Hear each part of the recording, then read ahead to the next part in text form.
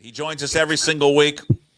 We're just carb loading on a Tuesday. It's John Canzano from johncanzano.com, host of The Bald-Faced Truth down there in Portland, Oregon. His weekly appearance brought to you by Zeke's Pizza. Go check him out, zekespizza.com, for the best homegrown Northwest pizza. Do you have carb days where you like to load up? I like to load up every single day. No, but I work out just so I can eat bad. Like, is that a good philosophy or no? I think that's probably a wonderful philosophy. Yeah. I eat bad and don't work out. How's that?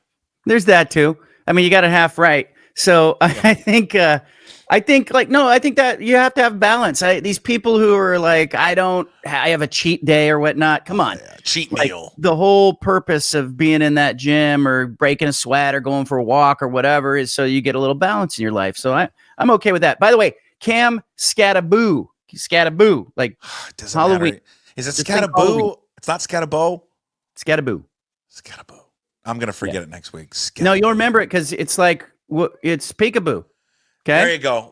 A little peekaboo. How do you think old Cam Skattebo is going to do in the NFL? Interesting player. I think he's one of these guys that if he gets in the right situation with somebody who knows how to use him, I think he'll be fine. But I think he could be obviously he's a football player, and I think he could be a little tight end. I think he could be a little H-back. I think he could be a runner at times. He could be a blocker at times. He's got that physicality, but guy's a good athlete, not betting against him. I think he will make a roster, but I think if he gets in the right situation, Puck, I think he could stick and have a really interesting role. And, I see a player like that. It depends where you get him, but, you put him with the 49ers or somebody like that who know how to get creative with a player, man, they could have some fun with that guy. Yeah. I was going through your Monday mailbag, and again, you can always throw John a question on the Monday mailbag. He starts soliciting Sunday night, and then he answers the best ones. I did like the person that wants you to start doing like self-help, life like advice. A Dear Abby. I think you should do that. Yeah. I was in Phoenix one time, and I saw this billboard for a life coach, and I immediately wanted to do like deep investigation on this person. Like, what is this person got their stuff together? That's what I think about with therapists. Yeah. Like, what makes you so qualified to be a therapist? How shitty is your life? Who's your therapist? And if you're a therapist who has a therapist, why would I go see you? Right. I don't know. The worst one yet is the friend who doesn't want to do therapy but uses you as the pseudo therapist, because they're just sucking your time and your energy. Again, balance in your life, people. Come on. I don't think you should talk about Wilner in front of the audience like that. Here's the best you want to know the best therapist in the world? Yeah. Your local dive bar bartender. Could be. And I'm not saying you got to go sit there and drink. Don't even have to drink. Just go have a club soda. Yeah. I don't care what dive bar you go to. That bartender that's been at that dive bar forever has more knowledge than any therapist going to pay money for. I want to. You want a hitting coach who hit like 257 in the big leagues and had to work through some things. So I just want somebody who's lived a little life, got some gray hair or no hair. As I said, I'm happy to give life advice and life coaching. I'm not always diplomatic. I got a neighbor that won't talk to me because a fence situation. But it's not for lack of trying. I know people here for college like, we need an update on the Pac-12 media rights and expansion. But you got me thinking about something. You just kind of brought it up there about hitting coaches and I've always thought about this. I think I know what the answer is. At least I have an idea what the answer is. Why do the bench players? Or why do the guys that really were not stars in whatever league always make the best coaches? And why do the superstars not make the best coaches? Well, a lot of it came natural to the superstars. I mean, when I was covering Major League Baseball, I was covering Barry Bonds, right? And you have these conversations at lockers with guys that were hitting 300 and all-stars, and you just got the impression it came very naturally to them. Bill Madlock was a guy who comes to mind. I think he was a 305 hitter in his career. And I asked him one time, I said, when you're going to the plate, are you looking pitch and location? Because, I played low-level college baseball. When I got to the plate, and I still think about this to this day, I felt at times overmatched. And you're guessing a little bit, or you're looking for a pitch in a spot, and you're waiting for that pitch. And and you're not swinging if he throws you a breaking ball, if you're looking for a fastball in the inside part of the plate. And I asked Madlock, I said, what were you looking for when you got to the plate? He hit 305 in his career.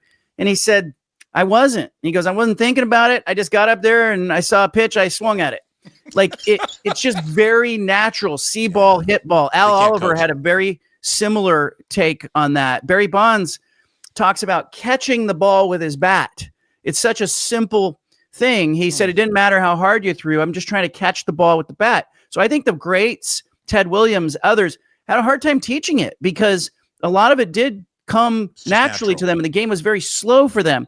The guys like Bob Brenly and Joe Torre, those guys had to labor. They had to work through a 20-game hitting slump. They felt overmatched at the plate, and a lot of times those guys that sat in the dugout studying the game, not just their position. They were thinking situationally about the game. Catchers are great because what? They see the whole field. They know pitching a little bit. They know hitting. I think that comes up over and over in a lot of sports that, the best players.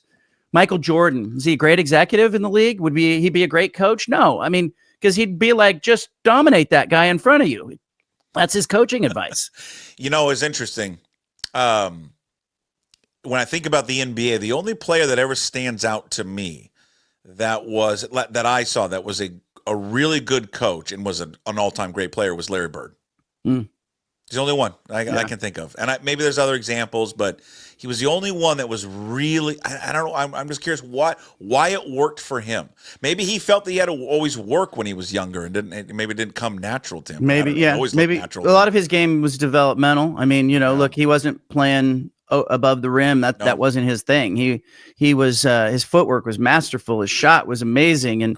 But more often you see Phil Jackson or Steve Kerr, right? And you don't necessarily see a guy who's a Hall of Fame player going in and dominating as a coach. Have we had someone in the NFL that was a great player that turned out to be a great coach?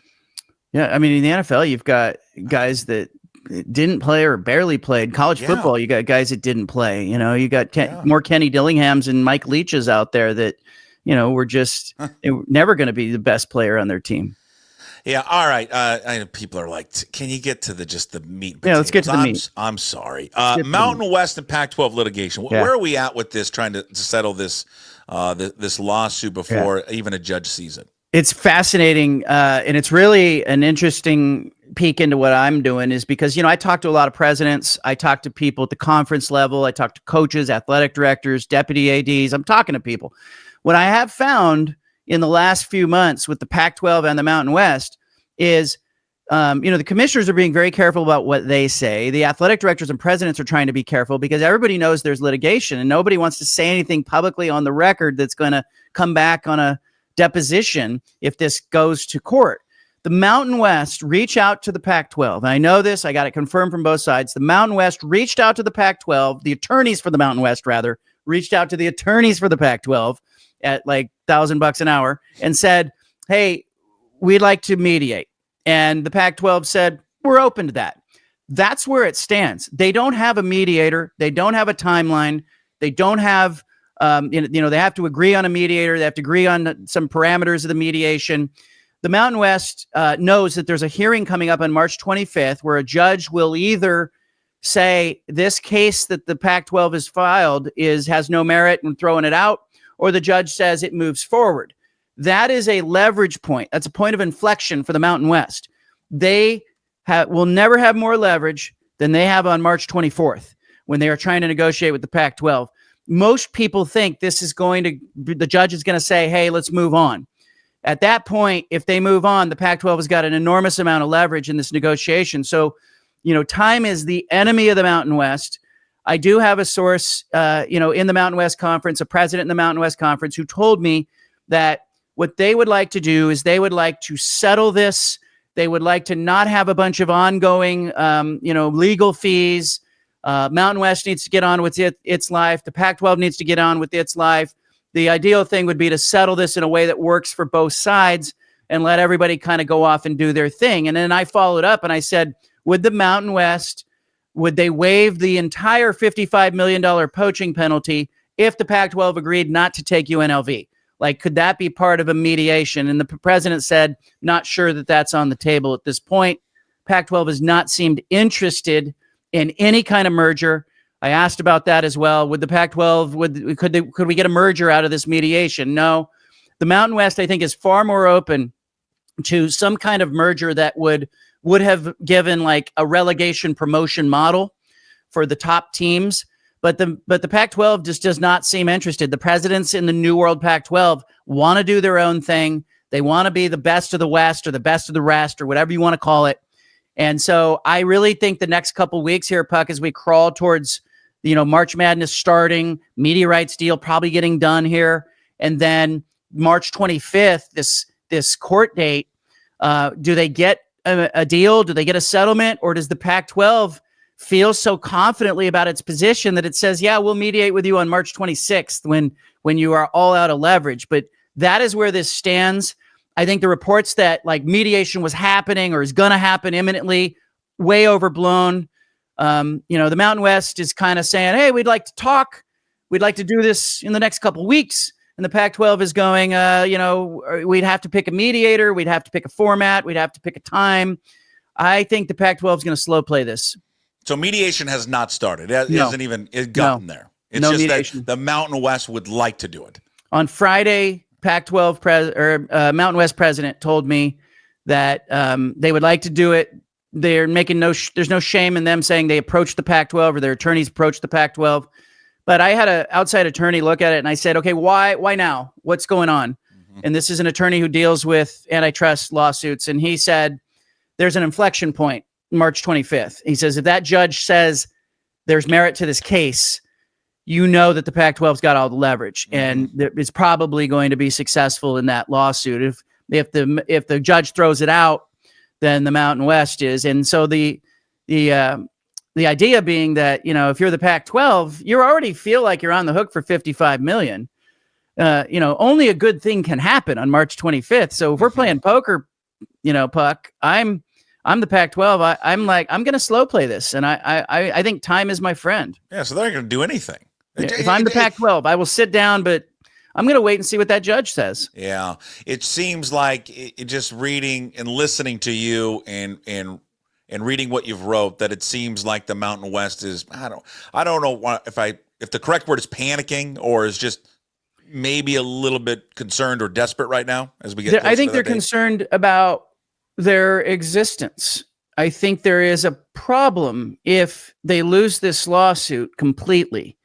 And I think if I'm the Mountain West, I'm awfully incentivized to come to a settlement, get as much money as I can, and ensure survival in front of this court date on March 25th. And if I'm the Pac-12, you don't necessarily want to put the Mountain West out of business because, that's, you don't want that, but it's not good for the ecosystem. Yeah. But what you want maybe not to pay $55 million and to get a reduction on the poaching or the exit fees.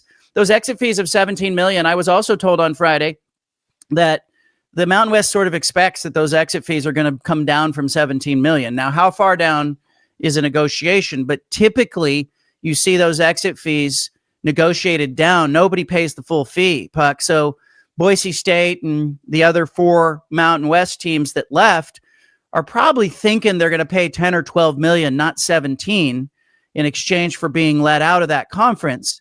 But if you're the Pac-12, you'd like to pay the least amount of money. That leaves you with the more money to go after who you want. Is that Memphis? Is that Tulane? Is that UNLV? Gives you a lot more money to go after who you want. But if the Mountain West, part of their motivation here, Puck, is absolutely ensuring that the worst case scenario doesn't come out of this, where they lose all the money, they lose all the exit fees, and suddenly they've got members running for the hills like the Pac-12 had. What's UNLV's perspective on all this? You got a chance to infiltrate that at all? A little bit. And, I'll just speak in general terms because, again, here's the other thing the Mountain West would bring up. The Mountain West would say, hey, we've got a grant of rights signed for 26 and beyond. And that's cool. But if you don't have the money to back that up, I don't know what you have. You have a piece of paper. And so, they signed those schools to be part of the league by giving them a large chunk of the exit fees and the poaching penalties. And if those don't exist, suddenly you've got an unhappy membership. UNLV, I am told, was not included in the initial bite by the Pac-12 for a couple of reasons. We touched on this, I think, last time, but here's the Cliff Notes version. There was some concern because UNLV's president was part of the executive board of the Mountain West. There was some concern that if UNLV was included, that president would have a duty and an obligation to inform the rest of the membership that, hey, these schools are leaving. And so there was a little apprehension there. There was also a little bit of a belief that Nevada and UNLV had to be tied at the hip. We know now that's not true. And then thirdly, there seemed to be some risk allergy on UNLV's part, that they were more afraid of the risk than Boise State, San Diego State, and Fresno State, and Utah State, and Colorado State. That there just seemed to be a little less appetite for taking a leap and betting on themselves. And I find that ironic, with Vegas and the mentality that Vegas has. But it may prove that the gamblers in Vegas are gamblers, and the casino is playing a very conservative game. I mean, that is just the mentality of Vegas. Well, it's going to be exciting. I mean, the next few weeks, right? Because we think this is all going to come to a head by the end of this month. Yeah. I mean, I think you and I have talked about March 20th. I sent that as the over-under. And then you have the San Diego State AD saying end of the month. You did get, Octagon popped its head up. One of the VPs at Octagon did an interview. That's the media partner, the media consultant the Pac-12 hired. He popped his head up and said, hey, he's managing expectations, but he said, hey, we started from scratch. This wasn't like a renewal of a deal. And so he spun it positive, saying, hey, they've got a variety of things to offer to the marketplace. They can pretty much invent anything that a media partner wants because they're not bound by the structure of a prior deal. But it also sounded to me like they were not as close to a deal as J.D. Wicker, the AD at San Diego State, said just, a week or two ago. It's gonna be fascinating. I can't wait to watch it all develop. I hope there's and I think for everyone, right? I hope there's just a resolution, sooner rather than later, including yourself, so you can stop working so hard. All right? Yeah, it's gonna happen. I mean, and I love it. I mean, I think there's some palace intrigue going on all corners. It's fun to cover it. It's interesting to talk, learn more about this, and I love sharing it with people. Yeah, you got to get excited when you've got a scoop, huh? That's got to energize you, right? Yeah, it is. But, part of it is just understanding the picture. And so it's why I'm talking to presidents and league officials and commissioners and communicating with these people constantly, because it's a moving target and it changes. And I will not be surprised if, there is some kind of settlement. I don't think this lawsuit gets to the end. But the question is, when does that happen and who does it benefit timing wise? And I think the more time that drags on here, the more beneficial it is to the Pac-12, because the Mountain West does not want to hemorrhage cash and have their league be threatened. And the game has changed so much. I want to get in the weeds just real quickly from a investigative reporter's perspective. Like when you've had a big story in the past, like maybe 10, 15 years ago, when the game was very different than it is today, when you got to get it out as fast as you can because of social media and all that. When you had a bigger story where it had to be, vetted by a couple of different sources, your editor had to look at it, and you had to sleep on it. How nerve-wracking is that someone else isn't going to scoop what you already have? 100%. You're waking up in the morning. You're watching the 11 o'clock news to see if the TV stations are going to get it. Yeah. You're first thing in the morning, you are checking all the competing websites, and you just kind of breathe a sigh of relief when no one has it. And there's a moment where you hit, publish. That is, it's a finish line of sorts. But, it's what's interesting is, I try to be I want to be accurate. I want to be sourced. I don't want to mislead people. I want what I'm reporting to be, something you can't get anywhere else. And I want it to be sourced from the horse's mouth. And it's why, look, I don't think it's any secret. Like I've had contact with both commissioners, the Mountain West and the Pac-12. I want good information out there, good, solid information. I think I have the picture of what is going on at this moment, and it could change in 2 hours, but that's what I'm in this for. And I'd always feel like, as long as you are sourced and you have it from multiple sources and you're giving, the rush to get it out can take a little bit of a back seat to it, but it's still a matter of, when you know something, Puck, can I get it out in an hour? Can I get it out in a half an hour? What's reasonable to do that? And there's no overnight anymore. No, not anymore. Hey, I got an idea. I'll pitch you on an idea if you want it. There is a high school baseball recruit in our state. Maybe you already know this. Okay. His name is Xavier Nyans. Have you heard of that? No. He's Mount Vernon High School, which is, I don't know, what is that, an hour north of Seattle, hour plus north of Seattle. He is a third baseman. Keith Law just came out with his baseball rankings for the draft. He's the 29th prospect in the Major League Baseball draft. Some feel he'll be a first-round pick, maybe even a top 20 pick. He's committed, I believe, to Oregon State. And there's a kid also from Puyallup High School by the name of Mason Pike, who I think is also committed to Oregon State. And some think that he could possibly get in the first round as well. So there you go. You potentially could have 2 first-round picks out of the state, both committed to Oregon State. You know what's interesting? Just get the chainsaw, John. You know what's interesting is Oregon State is getting those guys. Those guys used to get drafted, sign, go off and play pro ball right out of high school. They're not doing that anymore. And Oregon State's got, a couple of guys that were high picks, first-round pick, pitcher, who's a freshman at Oregon State. Mitch Canham is getting those guys to go to school because they know they can go to school and be Adley Rutschman. They can go to school and be Travis Bazzana. When you have 2 first-round overall draft picks in a series of 4 years, you got the number 1 pick in the draft, twice. It's a great selling point, and they're competing as an independent right now. It's amazing to me. And again, for people who don't know this, and I don't know if you've interviewed her, but then on the flip side of it, I just know of her because of my daughter's in gymnastics. But they've got one of the best, and arguably one of the best gymnasts in the country. She's an Olympian. Jade Carey. And Jade Carey. It's remarkable to see, and it's cool to see. I saw her. I was in Corvallis because my daughter goes to school there. She's a senior there, and we're in a restaurant, night of a gymnastics meet. We're in a restaurant. Jade Carey walks in, and my daughter elbows me and goes, "That's Jade Carey." And I looked at her and I said, "Oh yeah, I've had her on radio." She's almost shy, and just wants to be a student, and just kind of cool to see her kind of bebopping around campus, and it's no big deal, but there probably isn't a more decorated athlete in the history of that campus. Maybe Terry Baker winning a Heisman, but maybe you got an Olympic gold medalist out there performing in your gymnastics team. I'm sure you're keeping an eye on it. So maybe your thoughts on it. The what's currently going on in Washington D.C. Not the tariffs, but the NIL subcommittee meetings. What's the goal of this? The plan coming out of this that they were trying to solve. They want the guardrails that everybody's talked about. Everybody wants guardrails, but nobody's quite sure what works. And then if you're an athlete, you don't necessarily want to have something imposed on you, and you haven't collectively bargained. And so they're trying to figure out what's legal, what they can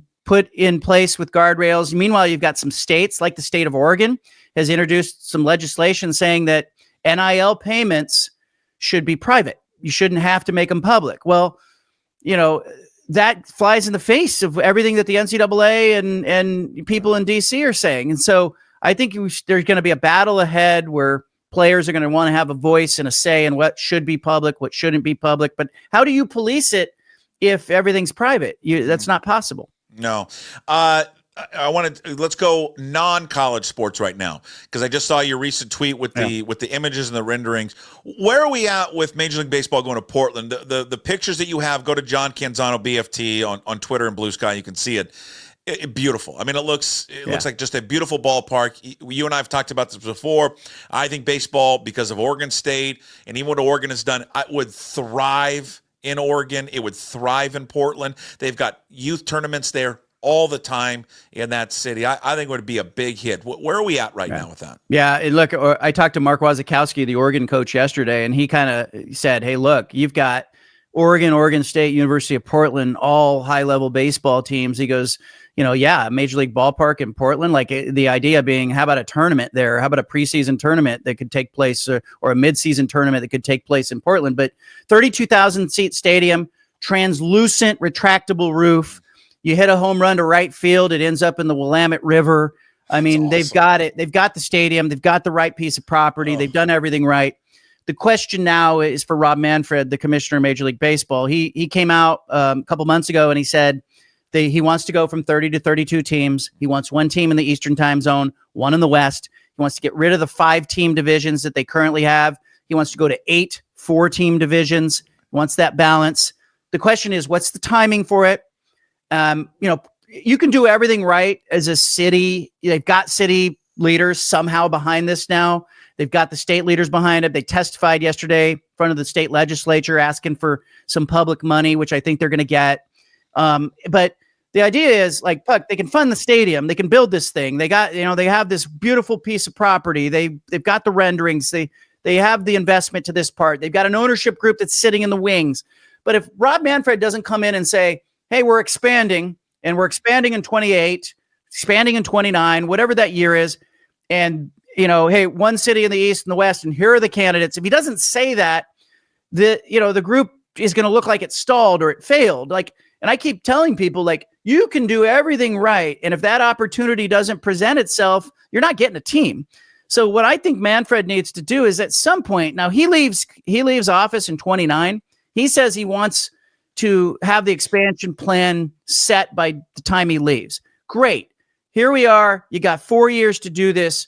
Can you make a visit to Portland? Can you check out the site? Can you go to Salt Lake City? Because I think it's Portland against Salt Lake City. And then it's probably Nashville in the East. So can you go see these places?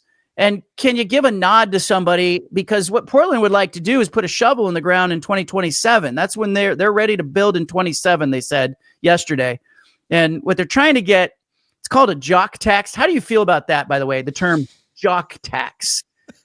I'm offended. Yeah, it feels like, but it also feels like something you could cure with antifungal cream. Yeah, Yeah, right. You got that itch down there. It's a burning jock tax. What'd you do for your jock tax? Yeah. Anyway. Rub some ointment on it. The point being, they're asking for public money in this way. They're saying, hey, look, we're going to tax the ball players' salaries.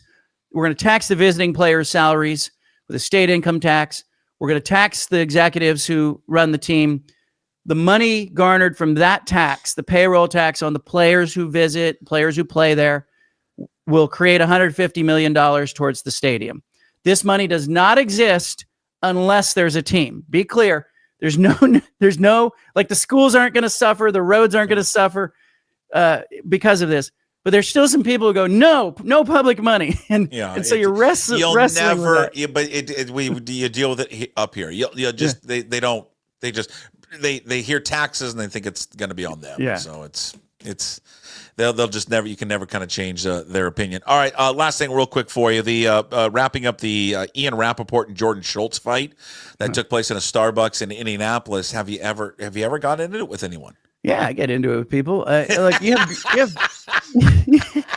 have good professional disagreements. Yeah, okay? but I mean, has anyone gotten in your face? Yeah, a media member. Yeah, really. I've had disagreements. People don't like if you look, and I'm in the opinion business, not just reporting. First, they don't like if you beat them on a story. Second, they may not like what your opinion is.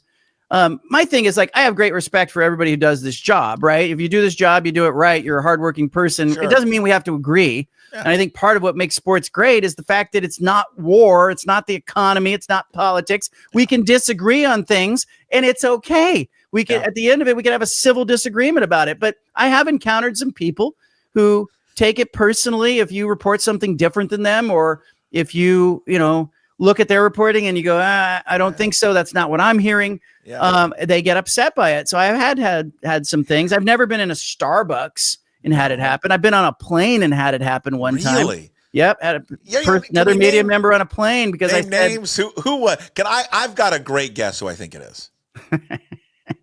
I've had another media member on a plane. Go.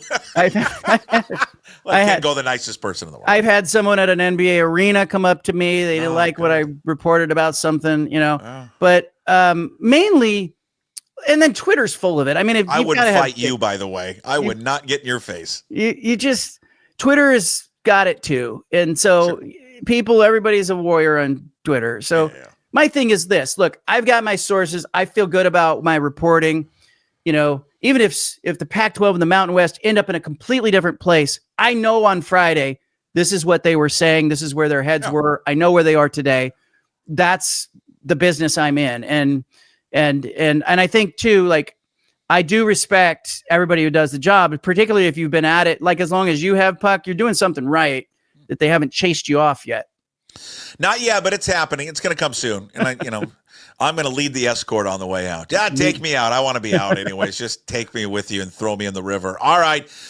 Enjoy the show today. Go check out John's work up at johncanzano.com. Listen to his radio show, The Bald Faced Truth, down there in Portland, Oregon. Go follow him on Twitter and Blue Sky at John Canzano BFT. Until next week, John, we'll talk to you then. Thanks, Ben. There he is, John Canzano, johncanzano.com. All brought to you by Zeke's Pizza. Check out the latest episode up on YouTube. When you're there, please subscribe to the channel. Also, always up on Apple, Spotify, wherever you find your podcast as part of the Daily Puck Trump. And, of course, always up at pucksports.com.